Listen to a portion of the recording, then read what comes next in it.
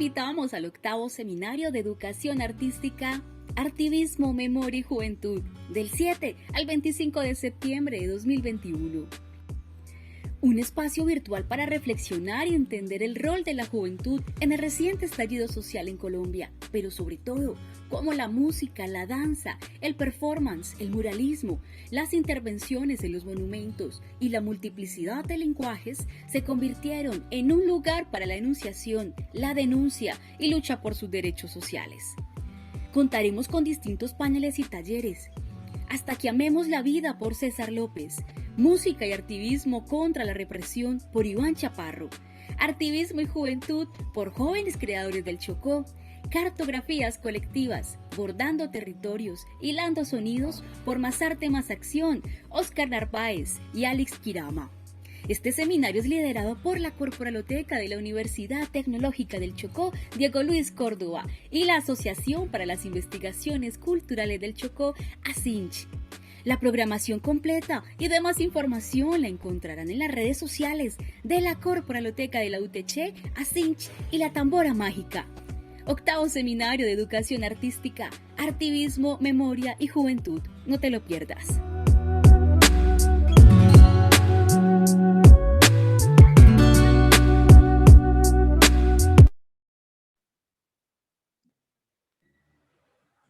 Bueno, hola a todos y todas los que se conectan a este nuevo evento del octavo Seminario de Educación Artística. Hoy tenemos el taller, continuamos con jóvenes creadores del Chocó y sus talleres de artivismo y juventud. Hoy también nos acompaña Claudia Howard y Gustavo, quienes nos van a hablar sobre el artivismo juvenil aquí en el Chocó. Entonces, bueno, les doy la palabra, bienvenidos. Muy buenas tardes, pues de nuevo jóvenes creadores del Chocó acompañándoles en esta tarde, pasar de hablar con la organización, primero contando la experiencia de jóvenes creadores del Chocó, hablar con la organización Sankofa. Ahora tenemos esta conversación con los dos compañeros para que sigamos entendiendo la juventud y sus mecanismos y sus formas de resistencia en el territorio. Pues la dinámica será la siguiente: Claudia y el compañero nos harán una presentación de la temática a abordar, y a partir de la presentación que nos hagan, pues vamos a instalar una serie de preguntas para que en el marco pues de esta conversación sigamos entendiendo pues cómo se siguen fortaleciendo los procesos sociales en el marco del artivismo y cuáles siguen siendo las formas de resistencia de las juventudes. Entonces, le doy la palabra a los dos compañeros para que abran su presentación.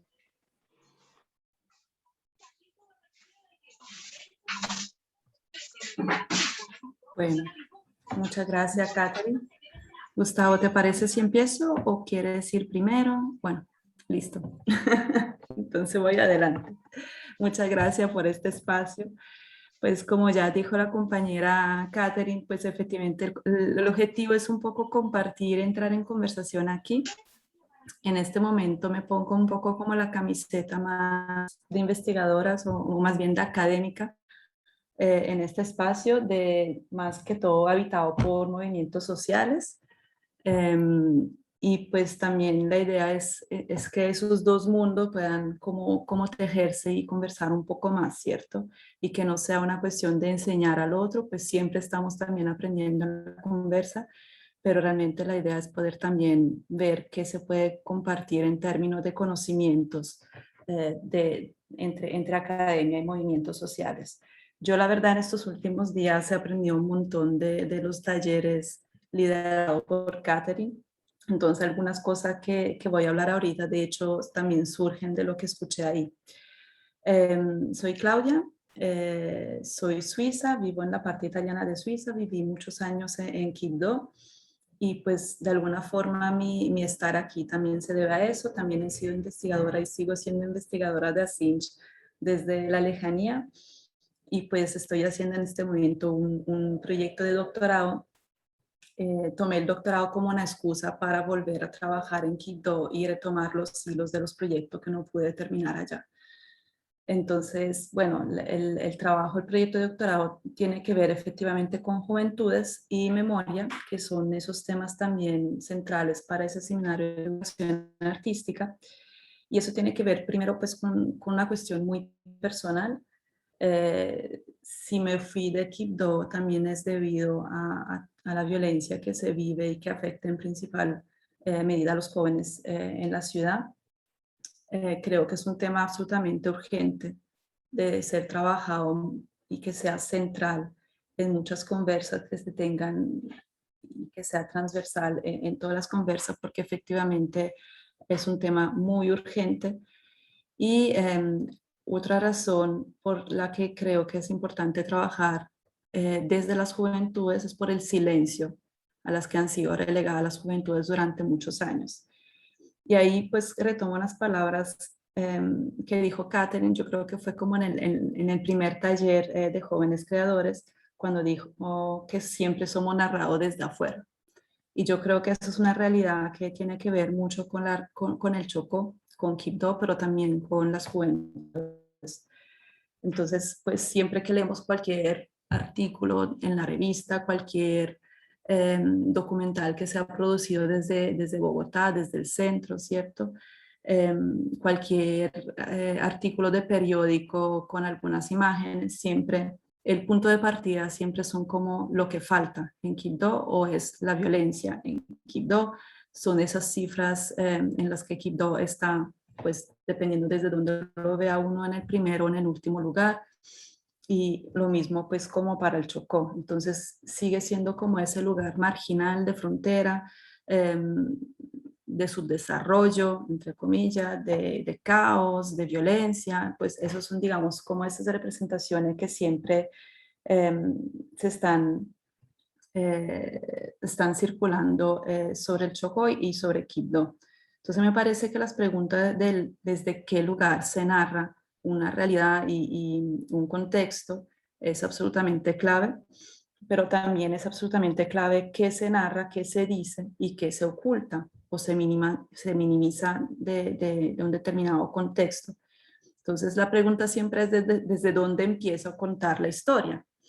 Recuerdo mucho el trabajo de una investigadora que se llama Natalia Quiseno, que trabaja en la región del Medio Atrato, en Bojayá, y que justamente en su tesis de doctorado decía por qué siempre el Chocó tiene que empezarse a narrar desde el conflicto, desde la guerra, cuando el día a día de la gente no es la guerra, sino que la guerra irrumpe. Entonces, ¿por qué no podemos partir desde el cotidiano, desde las construcciones cotidianas de vida que tiene la gente, de ese vivir sabroso, como ella muestra muy bien, y no partir de una vez desde la guerra? Y pues creo que ahí como investigadora me cuestiono mucho y creo que efectivamente tenemos también una responsabilidad en cómo se han construido esas representaciones alrededor de una región y de unas personas que ahí habitan, porque no es una región deshabitada o vacía. Otra cuestión que siempre tiene que ver justamente con el Chocó es que como que cualquier artículo siempre utiliza esas estadísticas, ¿no? Que el 50% de las personas viven en situación de desempleo, viven en la informalidad, que el tanto porcentaje de personas son víctimas del conflicto armado, y utilizan esas estadísticas como para dar una imagen de lo que es Quibdó, ¿cierto? Pero yo creo también que esas estadísticas se fundamentan en unas categorías que se fijan. Entonces, ¿qué es lo que miden las estadísticas y qué es lo que no miden o además ocultan, ¿cierto? Porque esas categorías que se miden fueron establecidas por alguien y influencian nuestra forma de ver el mundo. Entonces se mide la pobreza, se mide el nivel educativo según cuántas personas sean matriculadas, etcétera, etcétera. Pero ¿quién, por ejemplo, está midiendo cuántas organizaciones sociales hay en cada barrio de Quibdó? ¿Quién está midiendo cuántos jóvenes están involucrados en movimientos artísticos? ¿Quién está contando cuántas organizaciones sociales hay en Quibdó? Porque eso sí nos daría completamente otra lectura, ¿cierto? Eso sería otro punto de partida. Entonces, yo quiero partir como desde esos silencios, efectivamente, de esas cosas que no están incluidas en la cifra. Y esa otra lectura que podemos dar de Quibdó es efectivamente de ese sinnúmero de organizaciones sociales y sobre todo de iniciativas juveniles que hay en la ciudad. Yo creo que en cada barrio pues hay muchas organizaciones de jóvenes que trabajan pues con las uñas, sin ningún recurso, ofreciendo de hecho muchos servicios al barrio, a la comunidad. Entonces, servicios de deporte, le están ofreciendo toda cuestión, por ejemplo, de escuelitas para los niños, están con el refuerzo escolar, están con una oferta cultural y artística, con formación artística, están con formación deportiva. Y todo eso, pues sin absolutamente ningún recurso. Entonces yo creo que eso sí es una grandísima riqueza y de hecho desde ahí se construye ciudad, se construye en barrio.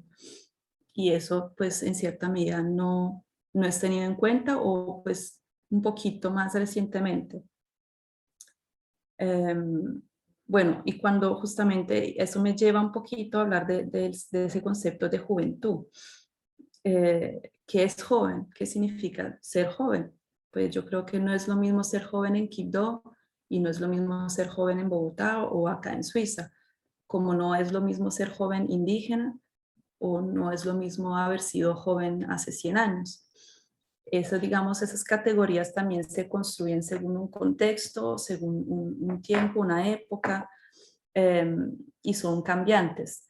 Hay algunos trabajos de investigación muy reciente en algunos países africanos que muestran, por ejemplo, cómo de alguna forma la categoría juventud es algo que actualmente se está como extendiendo, como si ya no hubiera más adultos, sino que se es eternamente joven. ¿Por qué? Porque localmente en determinado contexto se deja de ser joven cuando ya se tiene la capacidad de sostener un hogar económicamente. Y como la precariedad económica es siempre mayor, pues los jóvenes terminan siendo jóvenes eternamente, ¿cierto? Entonces también son categorías que cambian según el contexto. Y pues creo que más que un tema de edad, porque pues yo he conocido personas que dicen son jóvenes a los 40 años, creo que es más un tema de énfasis en el tipo de experiencia, de prácticas y de cómo se identifican las personas. Lo que me parece mucho más importante es que incluso desde las mismas investigaciones en ciencias sociales, que siempre han sido los que han querido escuchar y entender los contextos sociales, a los jóvenes nunca se les ha escuchado realmente. Entonces la tendencia siempre ha sido hablar por los jóvenes o hablar sobre los jóvenes. Entonces se hacen trabajos sobre los jóvenes y los investigadores siempre han tomado la palabra para explicar lo que los jóvenes piensan. Entonces no se deja que los jóvenes hablen por sí solos y no se escuchan. Entonces volvemos a lo mismo que decía Catherine justamente, que siempre son narrados desde afuera por otros. Y en ese ser narrado por otro, siempre hay una idea de que las juventudes son como esas personas que son pasivas, que son inmaduras, que hay como que inculcarles cosas para llenar ese contenido vacío, pero también con algo de sospecha, porque son esas personas que de alguna manera podrían romper con algunos esquemas. Entonces, eso también se nota en las mismas temáticas en que se han trabajado con jóvenes y eso es muy también común en el contexto colombiano. Cuando se hace de investigación con jóvenes, los temas que siempre se trabaja son sexualidad, criminalidad, algo relacionado al cuerpo, temas de violencia, de conflicto armado. Entonces siempre son esas temáticas como un poco más sensacionalistas que terminan ubicando a los jóvenes en ese lugar otro, en ese lugar un poco exótico, en ese lugar como de problema y de jóvenes con problemas que están en problemas. Y yo creo que sí es importante empezar a mirar realmente a lo cotidiano, que cuáles son esas prácticas del día a día que llevan los jóvenes para justamente no partir siempre de esos temas problemáticos, sino partir del día a día, partir como de la construcción de la vida, la construcción de la ciudad como tal. hay una idea que me gusta mucho desarrollada también en investigación en contextos africanos, que es la idea de ver a las juventudes como los que rompen y hacen sociedad, ¿sí? Entonces, makers and breakers, con la idea que hacen y deshacen. ¿Por qué? Porque de alguna forma construyen sociedad, pero también rompen con pautas de lo que es la sociedad, y eso permite justamente lo que es la transformación social, que muchas iniciativas juveniles en Quibdó están justamente trabajando. Y pues las rupturas no siempre son positivas, ¿no? Hay que realizar, ¿no? Pues en ese sentido. Bueno, ya volviendo un poquito más como a lo que es mi proyecto de investigación, y con eso voy un poco terminando también, he decidido pues enfocarme desde temas de memoria, porque justamente hay una idea como que los jóvenes son los que hacen, ¿sí? Como que son los que son asesinados, son los que asesinan, son los que roban, son los que... Pero en realidad nadie está mirando que también tienen unas prácticas de memoria muy, muy fuertes, eh, y no se está mirando cómo hacen memoria y cómo están enfrentando todas esas problemáticas de violencia y de muerte en su cotidiano.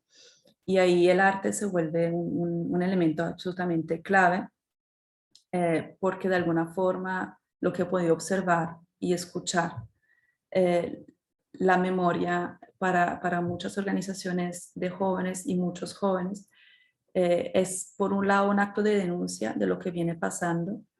Entonces sus plantones o el hecho de llevar unos ataúdes en una marcha también es un tema de la memoria por los que no están, no está mostrando unas ausencias, o el hecho de que eh, cuando hay un entierro de un joven que fue asesinado, que el barrio salga con las camisetas de la fotografía, está y con algunos pendones o con una tela blanca que recorre las calles, está denunciando esa ausencia, ese vacío, que falta uno en su barrio, en su comunidad. A la vez está también haciendo un acto político muy importante, y es el de darle una humanidad a la persona que ya no está, como según los medios de comunicación y el sentido común de muchas personas, es uno más, ¿cierto? Es uno más que asesinaron. Y esa persona que era una persona con una cierta profundidad, con una historia, con una familia, con unos amigos, con unos sueños, termina siendo un número, una estadística. Entonces el hecho de poder hacer memoria también les vuelve a dar humanidad, dignidad y la historia a ese joven que asesinaron. Hay en el trabajo que vine haciendo ahorita en los últimos 2 meses en Quibdó, en una conversa que tuve con algunos jóvenes, me llamó mucho la atención cuando ellos de repente empezaron a hablar de los caídos. Tuvimos una conversa alrededor de eso, y justamente me empezaron a explicar, no, es que los caídos son los jóvenes que asesinaron y que mataron de una forma violenta, los que se fueron antes de la hora, ¿sí? Que les arrebataron la vida cuando todavía no era el momento. Y, y pues para mí caídos es una categoría o una palabra que viene muy fuertemente de un contexto militar. Entonces, el monumento a los caídos, entonces los caídos en una guerra. Entonces estuvimos hablando alrededor de eso, me dicen, no, claro, así es que pues para nosotros el día a día es una lucha, entonces a veces nos caemos en esa lucha, que es una lucha por vivir, y al rato se corrigieron, dijeron, no, es por sobrevivir. Entonces nosotros sabemos que cualquier momento también nos puede tocar. Y ahí es donde yo siento que en lo que ellos hablan, en las prácticas que tienen justamente de memoria, donde integran danzas tradicionales, danzas que vienen también de un cierto archivo colectivo, con danzas más urbanas y globales, están tejiendo otras cosas, están cuestionando también categorías, por ejemplo, el hecho de que en Quibdó hay violencia urbana, pero el conflicto armado está fuera de Quibdó, porque en Quibdó hay violencia, criminalidad. Yo siento que en realidad para ellos lo que se vive en Quibdó también es guerra. Y ese tipo de entender cuáles son las categorías de ellos, que no son las categorías que maneja el Estado a través de una ley de víctimas o pues frente a todo ese aparato de justicia transicional, ¿cierto? Entonces yo siento que también están como cuestionando eso, están tratando de expandirlo y diciendo, pues aquí estamos y nuestro cotidiano también es una guerra, ¿cierto? Y es un conflicto interno en ese sentido. Bueno, aquí más o menos lo que les quería compartir. Entonces les dejo con Gustavo y yo creo que más bien conversamos sobre todo eso al final porque de alguna forma creo que todo eso está como relacionado. Claudia, muchas gracias. Buenas tardes a todos y todas las personas presentes en la plataforma Zoom y quienes nos están viendo en la transmisión. Mi nombre es Gustavo Santana Perlaza. Soy oriundo del municipio del Charco en el Nariño, Pacífico Sur. Bueno, qué honor y qué felicidad poder estar con ustedes. Gracias a Claudia por la invitación. Y la intención de mi participación en este espacio es poder traerles unas categorías en las cuales he venido pensando. Primero, desde un ejercicio personal, porque como víctima del conflicto armado, de desplazamiento, y de todos estos procesos y prácticas de resistencia a través de lo musical, he intentado incomodar también nombrando y denunciando ciertas cuestiones normalizadas, ciertas cuestiones establecidas dentro de nuestro territorio. He venido realizando una investigación sobre las formas, métodos de violencia hacia los jóvenes, pero principalmente en el Pacífico Sur colombiano, y bueno, pues espero que alguna de las cosas que manifiesta les pueda servir para pensar la vida y para seguir intentando construir mundos de sentido distinto donde podamos vivir o hagamos las cosas o el bien para todos y todas. Ay, no, qué carajo.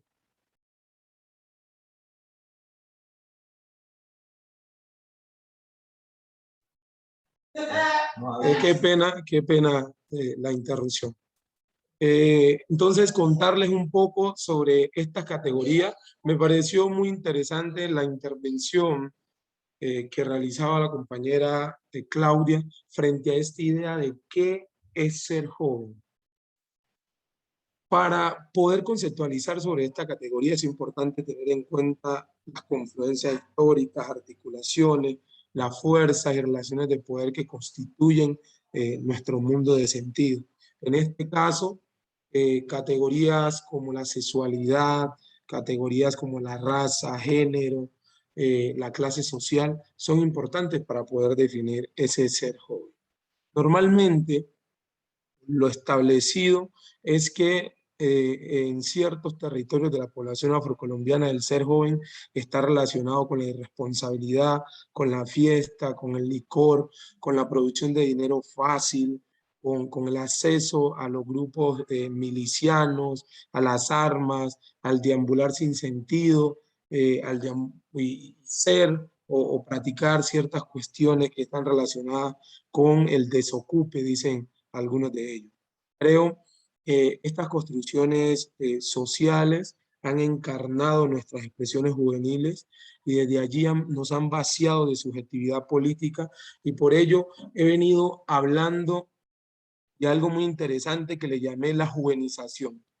Y la juvenización es un proceso en el cual se identifican discursos y prácticas maquinales que cosifican y realizan un proceso de supresión de la potencia política, ética y creativa de las y los jóvenes. Es un vaciamiento de toda su subjetividad para mostrar y guiar a estos jóvenes hacia un solo devenir. ¿Por qué hablar de este proceso de juvenización? Yo he venido investigando sobre el conflicto armado en el Pacífico colombiano y me he preguntado en muchas ocasiones, y es que toda la vida hemos vivido en guerra, Toda la vida la muerte nos ha identificado y la respuesta es no. Antes de los años 90, este territorio era considerado un remanso de paz, categoría acuñada por Carlos Agudelo, para demostrar que estos territorios y estos espacios de vida no tenían ninguna relación con todas esas dinámicas mortíferas, dinámicas de violencia y de guerras, sino que sí éramos un territorio geográfica y racialmente marcado por la desigualdad radical que constituye a nuestros pueblos, pero en cuestiones que tuvieran que ver con este desarrollo, despliegue de prácticas mortíferas, de prácticas truculentas y crueles, no se presenciaba en nuestros espacios. Después de los años 90 y en medio de la Constitución del 91, con todas las acciones de lucha de los campesinos, indígenas y población afrodescendiente, se logró conquistar esta Constitución que en términos de reconocimiento es la mejor de Latinoamérica. Pero en términos de intervenciones políticas que puedan transformar la realidad de estos otrerizados, de estos excluidos del proyecto Estado-Nación, no. Por ende, en todo este proceso y de transformaciones legislativas y constitucionales, empieza la incursión de estos grupos armados a nuestros territorios, y principalmente porque fue muy fácil adueñarse de estos espacios y no solo del control territorial, sino también de las vidas que lo habitan. Por ello, para mí hoy el conflicto armado tiene su justificación en algo que llamo economía de la muerte. Y la economía de la muerte son esos modos de producción a través del desangramiento, a través de la desigualdad social, a través de la depredación de cuerpos y territorios, y a su vez construye y gesta estados alternos, estados en los cuales el control, la dueñidad, la normatividad son otras y son dirigidos por este mismo sistema, quienes son los que dominan, gestionan la vida y la muerte en nuestros espacios. ¿Qué tienen que ver las y los jóvenes en estos contextos? Contarles que los índices o las estadísticas demuestran una gran desigualdad y diferencia frente al desarrollo, y entendiendo el desarrollo no simplemente como un discurso de ocupación ontológica, sino también el desarrollo en términos de acceso y satisfacción a las necesidades básicas para gestar proyectos viables de vida.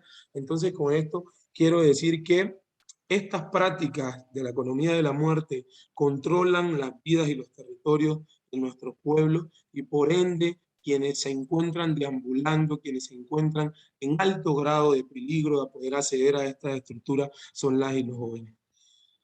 A esto y a estas formas de muerte, unos pensadores latinoamericanos les han venido nombrando como juvenicidio, como esas formas sistemáticas con las cuales se vienen asesinando a estos cuerpos jóvenes, a estos cuerpos juvenizados, vaciados de subjetividad política, pero a su vez esta categoría no estaba situada en nuestros pueblos. Y yo me he tomado el atrevimiento de poder nombrar el afrojuvenicidio. ¿Y por qué hablar de afrojuvenicidio? Primero, porque nuestros territorios son espacios en su mayoría poblados por población afrocolombiana, etnizada, racializada, y eso muestra una diferencia en términos de inferioridad política, social, cultural y cognitiva establecida en este sistema político que nos muestra y nos representa como unos cuerpos de menos valor y que no merecemos llorar. Segundo, porque por ese ejercicio del racismo estructural que gestiona las vidas, que instala políticamente las no oportunidades para ciertos cuerpos, y se refleja todo lo que Frantz Fanon en algún caso llamó los condenados de la tierra. Hombres y mujeres racializados, excluidos de su proyecto y representados para la pobreza, la violencia y la criminalidad.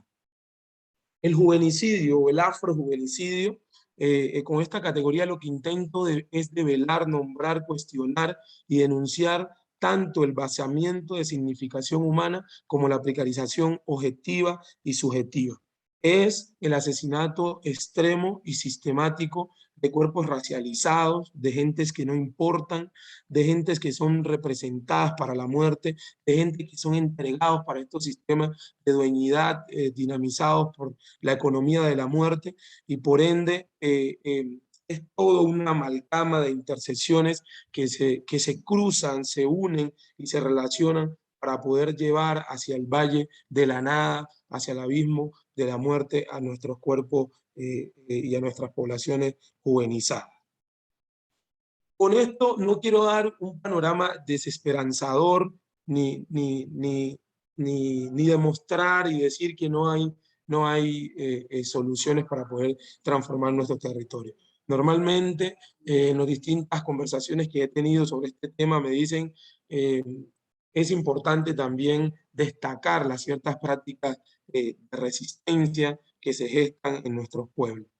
Yo, como músico, he venido hablando en términos de disputarme no solo con la academia, sino con todo el establecimiento que constituye a nuestra nación, que constituye a nuestra sociedad.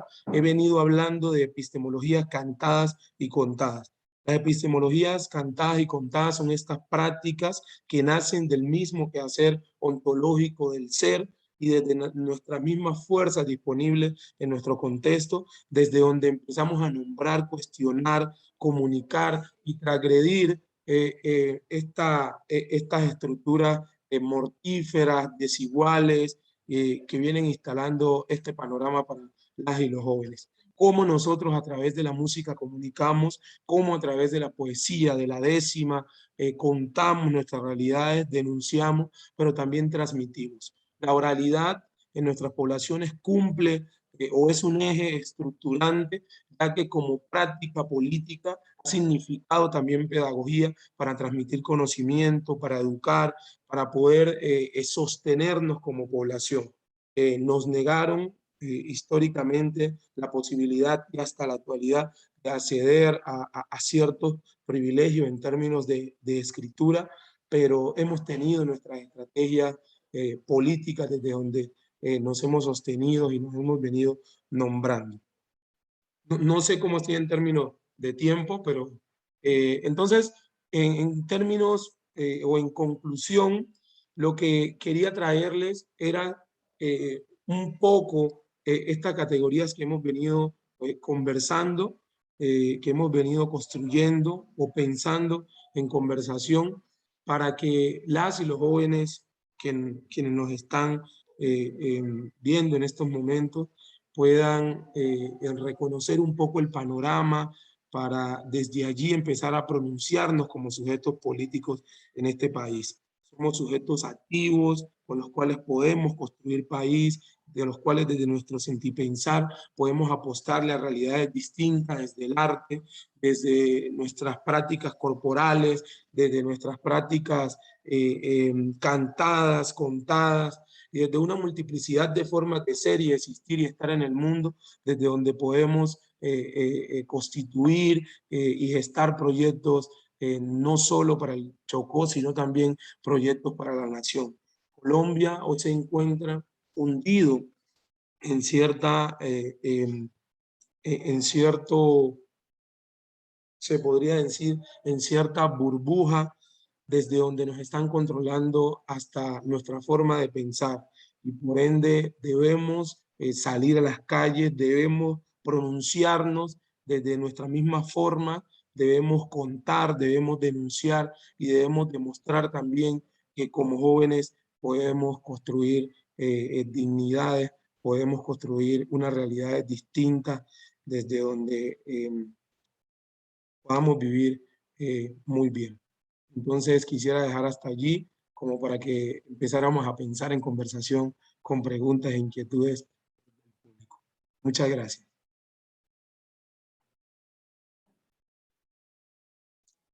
Muchas gracias a Claudia y a Gustavo por estas intervenciones que nos acaban de hacer.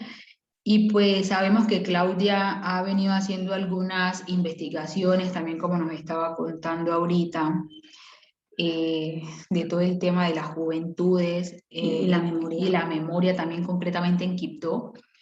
me gustaría que Claudia, o sea, la mirada de Claudia corresponde un poco a cómo nos vemos. Digamos que en el transcurso de estos días hemos estado generando diálogos de cómo nos vemos nosotros mismos, pero Claudia hace parte de esa mirada externa y no quiero decir, digamos que cuando digo externa no quiere decir que haya venido pues como en un tono, no, chévere, porque se ha arraigado acá en el territorio también, pero entonces nos gustaría entonces que nos contara desde tu perspectiva cómo ves a estas juventudes que se están empoderando y cómo ves que estas juventudes en Quibdó están tratando de hacer activismo. Gracias por esa pregunta.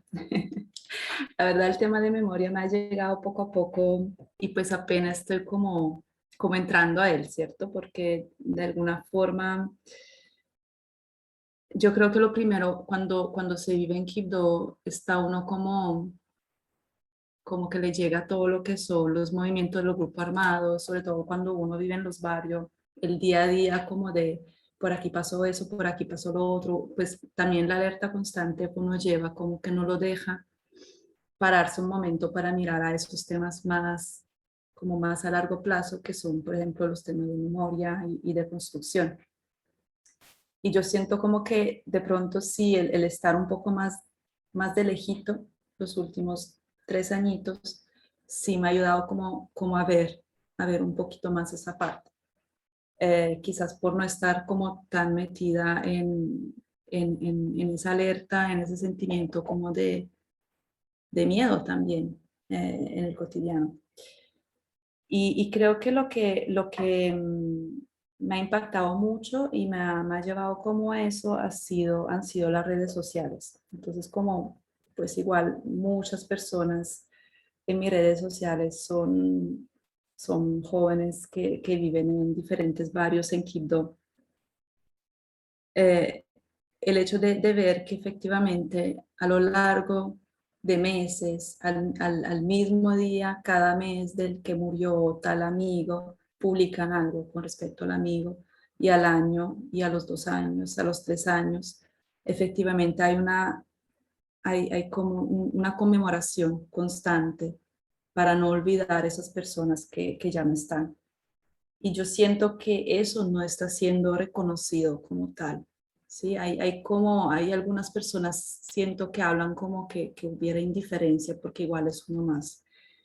Y creo que también se está haciendo una violencia a la forma de ser joven en Quibdó cuando no se reconoce efectivamente el dolor de esas personas. ¿Qué más les puedo contar? Yo creo también que en todas las prácticas artísticas, en los bailes que jóvenes creadores hacen, hay una parte muy fuerte de memoria. Y eso no es solo memoria de lo que pasó ayer, de lo que pasó anteayer, hay una memoria corporal que muchas veces no es consciente en los jóvenes. Y yo creo que el trabajo muy grande que veo que ustedes sí están haciendo es generar como esa conciencia y reconocer esa memoria que trae el cuerpo. El documental que hicieron en Nuquí con esta residencia artística, por ejemplo, a mí me llamó mucho la atención las palabras de la maestra cuando dice pues, es que sus cuerpos están cargados de violencia, todavía tienen esas marcas de violencia, ¿no? Y que no logran soltar esa parte. Y siento como que esa también es memoria, es una memoria corporal que no está siendo leída porque tampoco tenemos los instrumentos a veces para leerla, porque también muchas cosas del cuerpo afrocolombiano son leídos todavía desde una mirada muy colonial que exotiza, que sexualiza, que lo pone en otro lugar y que no es capaz de leer, digamos, esos mensajes, como decía también Rafael, no escuchan esos mensajes. Y creo que esa es una parte extremadamente importante. Y pues yo creo que incluso en mucho del activismo de jóvenes de pronto más en esas organizaciones étnico-territoriales, cuando están tomando el camino también de los padres, de los abuelos, en los que son los consejos comunitarios, en esas organizaciones juveniles de los consejos comunitarios, también hay un trabajo de memoria por la lucha, reconociendo la lucha que hicieron los abuelos y las personas anteriormente en el territorio, ¿cierto? Entonces, creo que ahí hay varias cosas. Un aspecto que yo personalmente ahorita después de haber estado en Quito nuevamente, después de 3 años, y que venía con la idea de trabajar más con organizaciones juveniles que trabajan con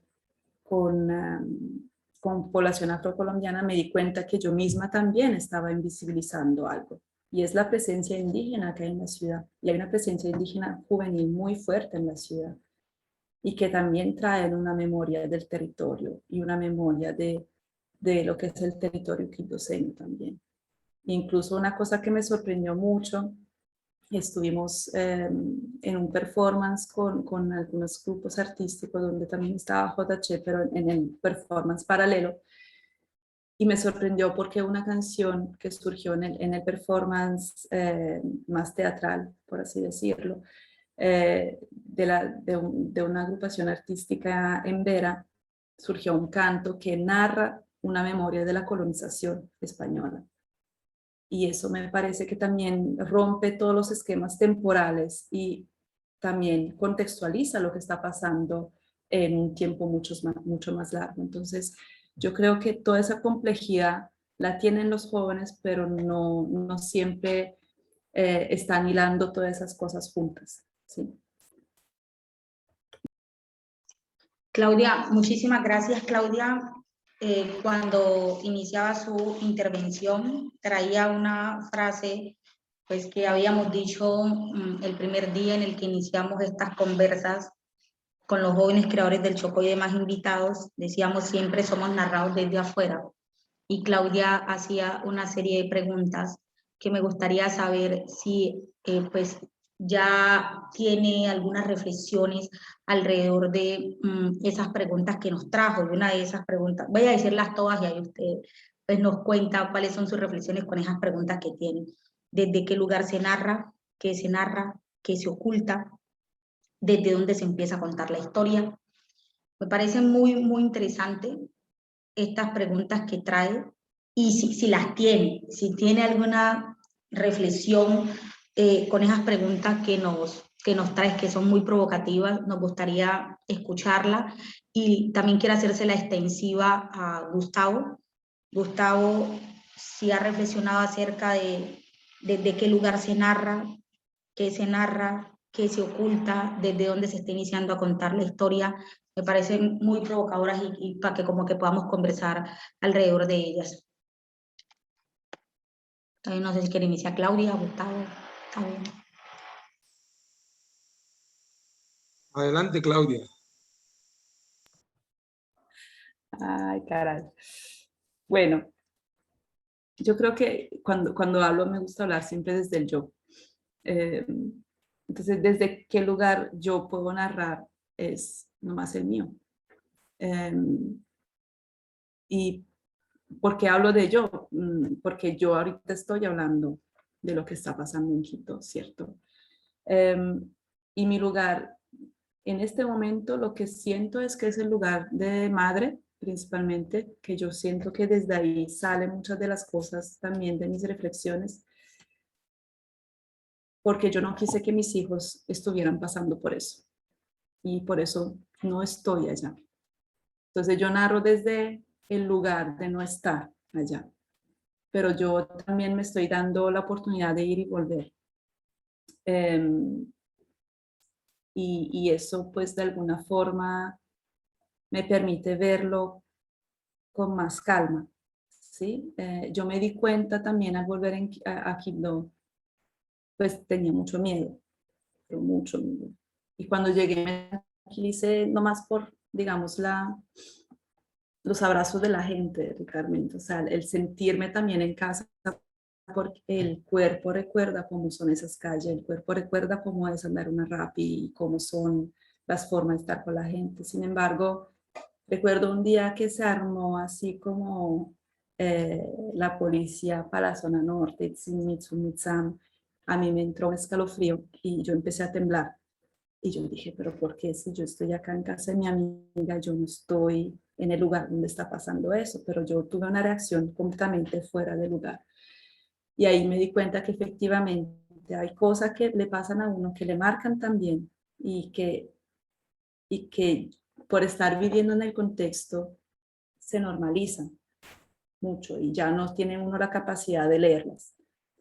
Y el hecho de estar ahorita lejos durante un tiempo me permitió leerlas de nuevo, con una mirada de pronto un poco más atenta a eso. Entonces también yo lo siento como un gran privilegio poder estar un poco lejos y poder ir y volver. Para mí ha sido un gran regalo, aunque hay mucha frustración porque quisiera estar más allá y estar más acompañando el cotidiano. Pero ese es el lugar desde donde estoy narrando. Y es también para mí muy importante reconocer las conversas, porque todo eso, el narrar no se hace solitario. Entonces yo narro en este espacio porque antes he narrado y he hablado y he conversado con el sobrino, porque tuve conversar por WhatsApp con la maestra tal, porque estuve hablando aquí en la casa con Miguel, y todo eso entra también en mi palabra, ¿cierto? Sino que a veces ya uno no reconoce de dónde surgen las cosas. Pero yo siento que la conversa también trae todos esos hilos. ¿Y qué se narra? Muchas veces lo que tenemos capacidad de ver en determinado momento. Y justamente las conversaciones son regalos también para eso, porque el hecho, por ejemplo, de conversar con Gustavo, de escucharlo, me puede estar abriendo a mí la mirada para otras cosas que yo no estaba viendo. Entonces lo que se narra o lo que se oculta a veces también es por una limitación personal, no poder ver en ese momento esas cosas. Yo siento que esa decisión, sin embargo, es muy política también. Entonces, me he preguntado mucho sobre el papel de una persona que hace investigación en determinados contextos, porque yo escucho a Catherine, escucho a Sandra, escucho a muchas personas de organizaciones juveniles en Quito y me digo, pues, ¿cuál es realmente mi aporte que yo puedo dar con una investigación para esas organizaciones en ese contexto?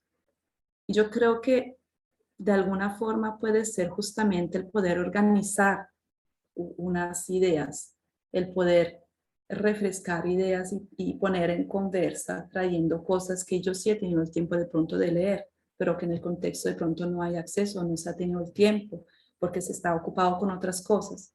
Sí, entonces también siento que el tiempo puede ser algo que también nos podamos aportar el uno al otro. Pero eso ya es otra pregunta adicional. y pues sí. Entonces, yo siento que sí, lo que se narra y lo que se oculta es claramente muy relacionado a desde dónde empiezo a contar la historia. Y sobre todo porque lo que desde donde se empieza es lo que de alguna forma pone el punto y lo que hay antes no existe. Y lo que viene después es lo importante, ¿cierto? Entonces, si yo empiezo a narrar la historia, por ejemplo, del Chocó, y eso sí lo he ido observando muy fuertemente en algunos textos etnográficos, entonces se hace referencia, por ejemplo, se llega a lo que es el Chocó, se empieza a narrar de cómo se crearon las comunidades étnicas en los ríos, todo el proceso organizativo, llega la guerra que rompe con el tejido organizativo, pero en ningún momento o muy poco ha habido como una reflexión mucho más a fondo de lo que ha sido de pronto unas estructuras racistas desde la colonia, desde cómo se ha venido, digamos, poblando los ríos antes que pasara todo eso que se ha venido narrando, ¿cierto? Entonces, también darle como mayor profundidad y de cómo se ha construido la vida, creo que es también muy importante. Y no siempre ver lo que está pasando como una reacción a algo externo. No sé si me hago entender.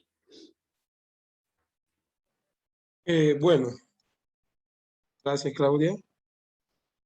Contarles un poco que sí, el lugar de enunciación es muy importante. Yo siento que me asumí como un sujeto político en este mundo, empecé a pronunciarme a partir de todo este proceso de desplazamiento. Antes de eso, creo que no había asumido mi papel, y como lo manifestaba Claudia, sí, vivir, nacer y crecer en estos contextos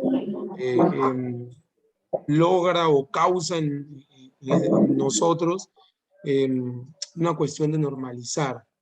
Yo había normalizado este panorama, lo sentía mío, a pesar de que cuando habían enfrentamientos nos escondíamos. Entonces mi mamá me enseñaba cómo debía ponerme la almohada encima de la cabeza y debajo de la cama para no escuchar los disparos y muchas de estas cuestiones, pero eso me parecía muy normal. Y entonces al yo tener el contacto con la ciudad, yo siento que me dolió mucho salir, pero también en estos momentos empecé a reconocer esa diferencia entre esos mundos. Empecé a reconocer esas distintas desigualdades estructurales que dividen estos mundos y los organizan. Entonces, creo que podría decir que hace aproximadamente unos 6, 7 años apenas he venido como empezando a descubrir, empezando a nombrar las cosas, ponerle nombre a las cosas, pensando en conversación, pensando con amigos y amigas, con paisanos y paisanas. Entonces, creo que estos espacios son muy importantes, por los cuales yo no hice parte, nunca tuve ese privilegio de conversar con alguien y que me pudiesen contar un poco de las experiencias o que me contaran otras historias como para repensarme. Entonces creo que este tipo de espacios son muy necesarios, muy importantes para empezar a promover reflexiones con las cuales las y los jóvenes nos podamos asumir o podamos asumir nuestra responsabilidad y nuestro rol en este mundo. Entonces, nuestras historias, históricamente nos las han contado otros. Creo que tenemos muchísimas debilidades, pero este movimiento o la población afrocolombiana ha venido revolucionando, ha venido abriéndose espacios en distintos lugares y dimensiones de la vida, desde donde ha irrumpido y ha puesto a dialogar nuestras formas de ser y estar en el mundo. Entonces, por lo tanto, creo que nos falta mucho, pero venimos trabajando fuertemente para poder pronunciarnos, para poder contar nuestras propias historias desde nuestro cuerpo, desde nuestro sentir pensar, desde nuestro ser y no solo para contarnos entre nosotros, sino para contárselo también al mundo.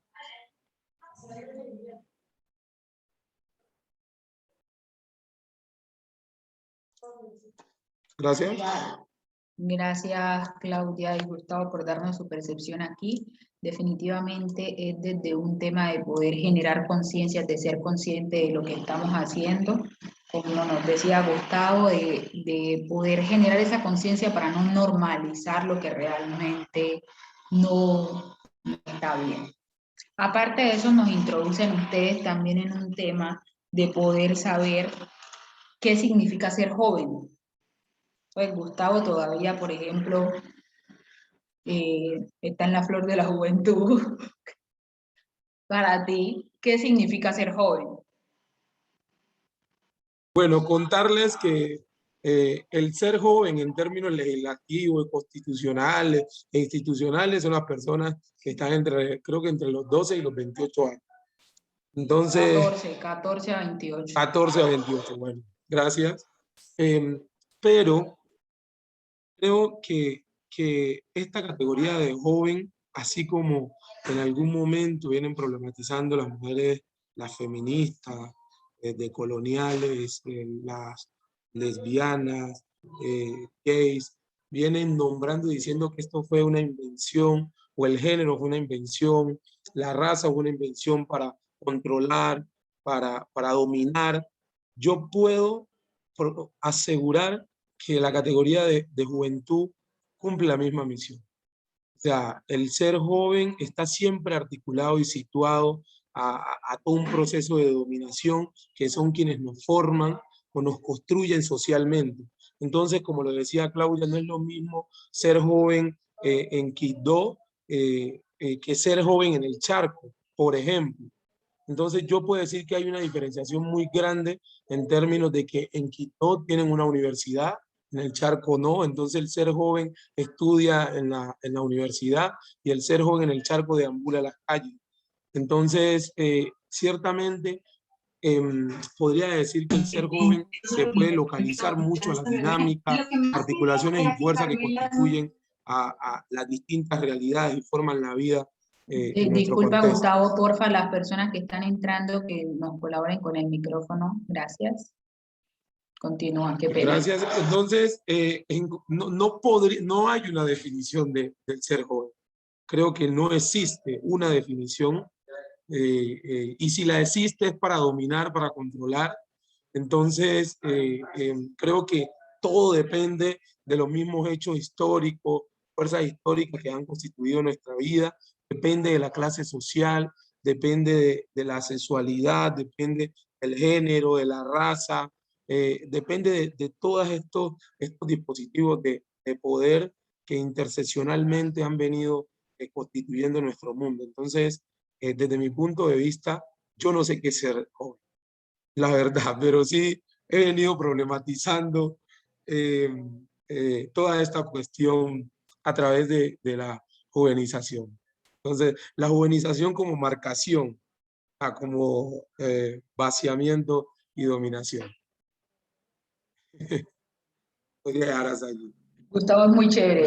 Sí, o sea, por eso preguntábamos como para ti qué era, más allá de la construcción legal de lo que se tiene, porque indiscutiblemente